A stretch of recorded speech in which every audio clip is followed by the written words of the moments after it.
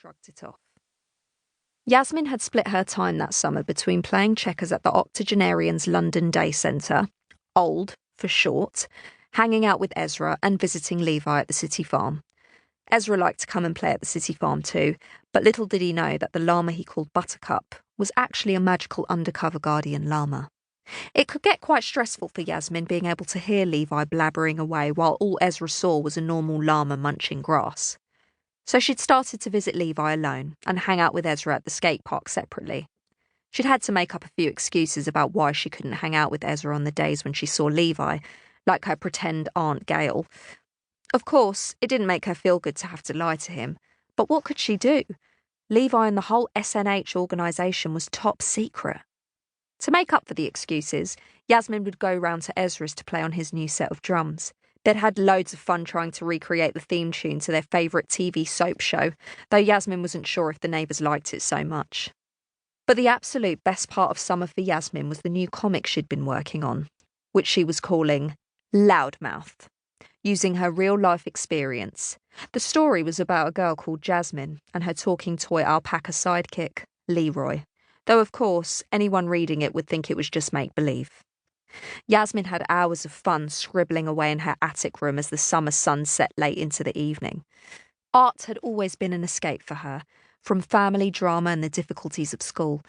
When she was drawing, everything else melted away and she was totally in the world of the picture. That was magic. Thinking back to her summer memories gave Yasmin a boost as they neared the school gates. She'd always had trouble at school.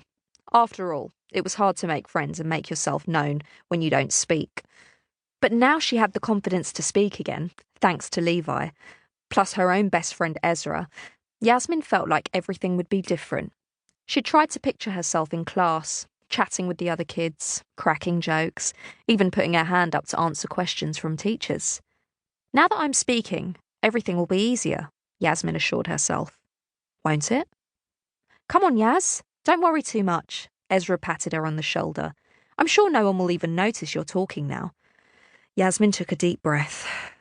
Maybe you're right. I'll probably just blend right in with everyone else. I mean, everyone speaks, so what's the big deal? Ezra grabbed the sleeve of her school jumper and dragged her along behind him, making her giggle. Yep, she'd be a normal kid now, like everyone else. Oh, gee. Yasmin's talking. Everybody come listen, Tia screeched, immediately after Yasmin had opened her mouth to talk to Ezra in registration period. Tia had come running over. Yasmin and Tia didn't have the best history, with Tia having branded her as weird for deciding not to speak when they were in year 3. Now she was acting like the sky had fallen down because Yasmin had uttered a sentence. Say something again. Go on, Tia sniggered, while the rest of Class 6A gathered round. Yasmin felt her cheeks going bright red and she attempted to sink down into her chair and hide away. Leave her alone. Ezra batted away the prying eyes. She doesn't have to speak if she doesn't feel like it. Where was Miss Zainab when you needed her? Yasmin looked at the door, willing her teacher to walk in and save her from having to perform like a dancing monkey for her classmates. Tia prodded her on the arm. Just do it, Yasmin. Come on. Say the 2 times table or something. Well, I wouldn't want to confuse you, Tia, Yasmin blurted out. The group surrounding her went quiet. Uh-oh.